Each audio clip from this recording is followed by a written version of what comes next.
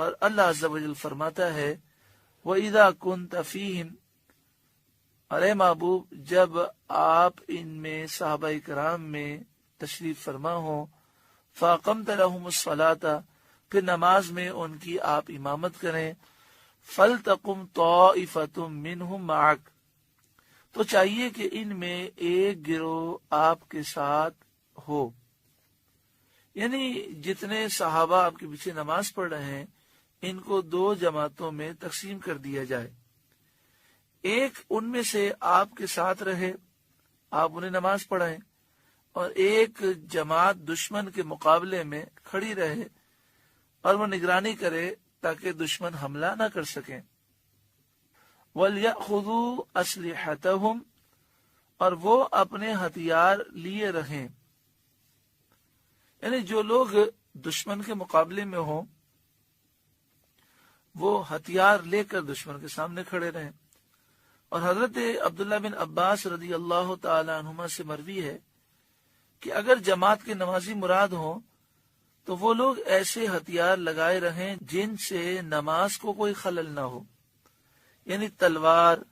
خنجر وغیرہ۔ بعض مفسرین کا قول ہے کہ ہتھیار ساتھ رکھنے کا حکم دونوں فریقوں کے لیے ہے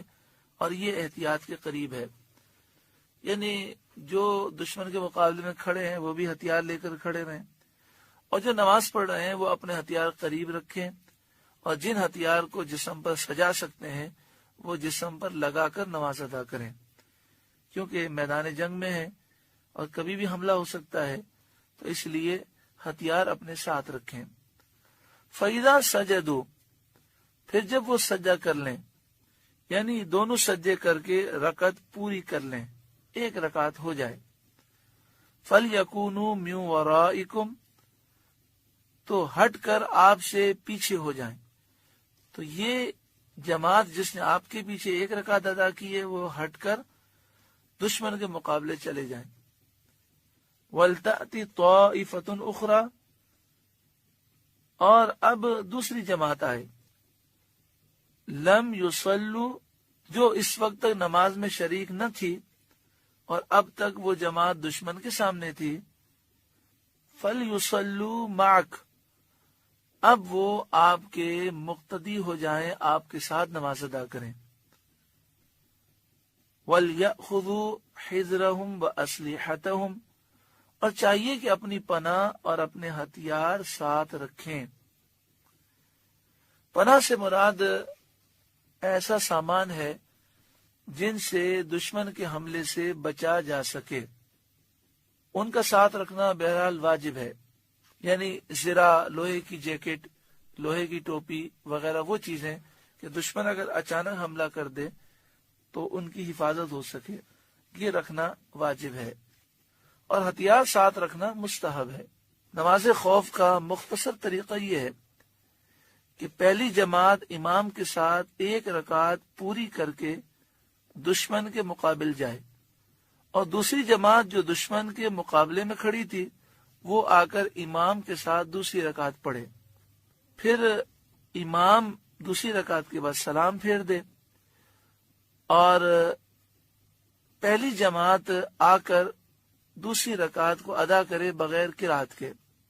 اور وہ سلام پھیر دے اور دشمن کے مقابل چلی جائے، پھر دوسری جماعت اپنی جگہ آ کر ایک رکعت جو باقی رہی تھی اس کو قرات کے ساتھ پورا کر کے سلام پھیرے، چونکہ یہ لوگ مسبوق ہیں اور پہلی لاحق۔ اس کو ہم پھر سمجھتے ہیں کہ صحابہ کرام علیہم رضوان کو یہ حکم ہوا کہ دو جماعتیں بنائی جائیں، ایک جماعت سرکار دو عالم صلی اللہ علیہ وآلہ وسلم کے پیچھے کھڑی رہی اور اس نے نبی اکرم صلی اللہ علیہ وآلہ وسلم کے پیچھے ایک رکعت ادا کی،